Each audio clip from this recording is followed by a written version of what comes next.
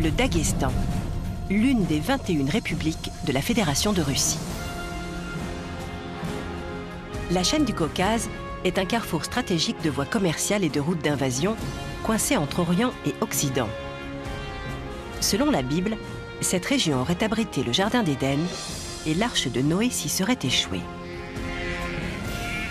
Les vallées encaissées ont été le refuge d'une multitude de groupes ethniques différents qui s'étagent sur les flancs des montagnes. Les chroniqueurs antiques surnommaient le Caucase la montagne des langues. Les populations du Daghestan parlent une trentaine de dialectes et préservent des traditions que le pouvoir communiste n'a pas pu éradiquer.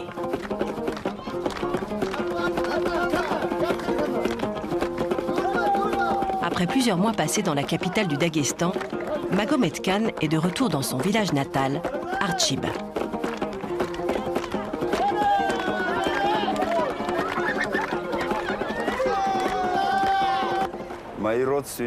Mes parents et mes voisins ont sans doute l'impression que je ne suis pas revenu ici depuis très longtemps.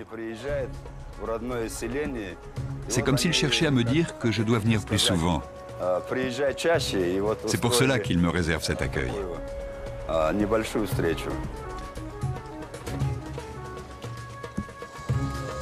Dans ces zones rurales, comme dans toute la Russie, de nombreuses personnes vivent encore en dessous du seuil de pauvreté. La nouvelle prospérité n'a pas profité à tout le monde. Mais des entrepreneurs tentent de faire bouger les choses. Khan a choisi de restaurer une forme d'art typique de cette région, la fabrication de tapis. Leurs motifs reprennent de très anciens symboles mystiques. La laine est produite dans les bergeries alentours. Ici, les moutons broutent à plus de 2000 mètres. Ils fournissent une laine de qualité supérieure aux fabricants de tapis depuis des siècles. Elle est éclatante. Dans cette région, la laine est vraiment de très bonne qualité. Elle absorbe les teintures parfaitement. Les bergers ont la meilleure laine, et moi j'en fais des tapis. Ici, la laine est vraiment excellente.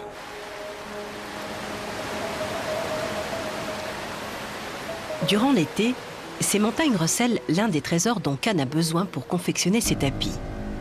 Une plante très spéciale, ne poussant qu'à 1500 mètres d'altitude, le rhododendron doré du Daghestan.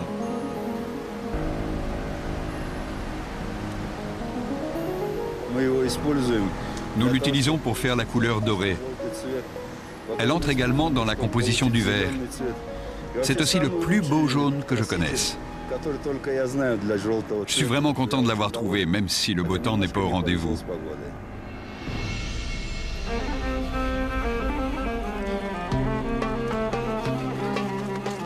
Près de 90% de la population du Daghestan est musulmane. L'islam est la seconde religion de la Fédération de Russie. La plupart des grands-parents de Khan étaient soufis, la branche la plus mystique et ésotérique de cette religion. Les tapis font d'ailleurs partie de la tradition soufie. Leurs dessins géométriques élaborés sont autant de chemins conduisant au divin. Khan a installé ses ateliers dans son village natal, mais son projet n'est pas seulement économique. C'était important de revenir aux sources, à une véritable tradition vieille de 1500 ans. Ce que je voulais, c'était faire de cette activité ancestrale une forme d'art et de permettre aux gens d'en vivre. C'est dans ce seul but que je me suis impliqué dans cette production. Khan a débuté il y a maintenant 10 ans en réunissant une équipe d'artisans. Chaque étape du processus de fabrication a été retrouvée en commençant par le dessin des célèbres motifs. Désormais, l'entrepreneur encourage l'innovation dans les formes, dans les couleurs. Ici, pas question de teintures artificielles. Elles proviennent presque toutes de plantes poussant à l'état sauvage ou cultivées dans la région.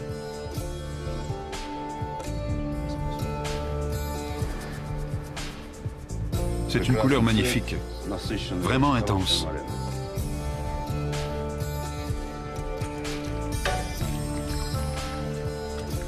Dans l'atelier du teinturier, la température de l'eau est soigneusement contrôlée. La couleur peut changer en quelques minutes. Pour obtenir des nuances plus subtiles, le contremaître ajoute avec parcimonie de la coque de noix ou de la grenade séchée.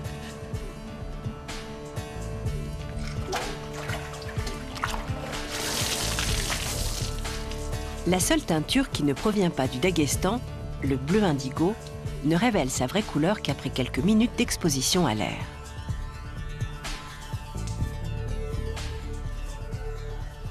Le vent et le soleil sèchent ensuite la laine teintée.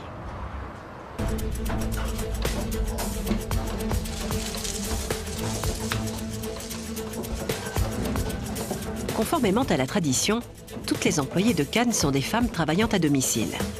Elles exercent aussi d'autres activités. Elles aident leurs époux dans les champs. Les femmes enceintes ne peuvent tisser car c'est censé porter malheur. Les hommes sont aussi bannis des ateliers.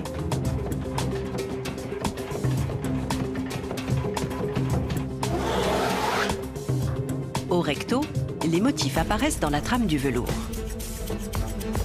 Au verso, 40 000 nœuds faits main créent une surface plane. Prix, 20 € le mètre carré. Les excédents de laine sont retirés au dernier moment.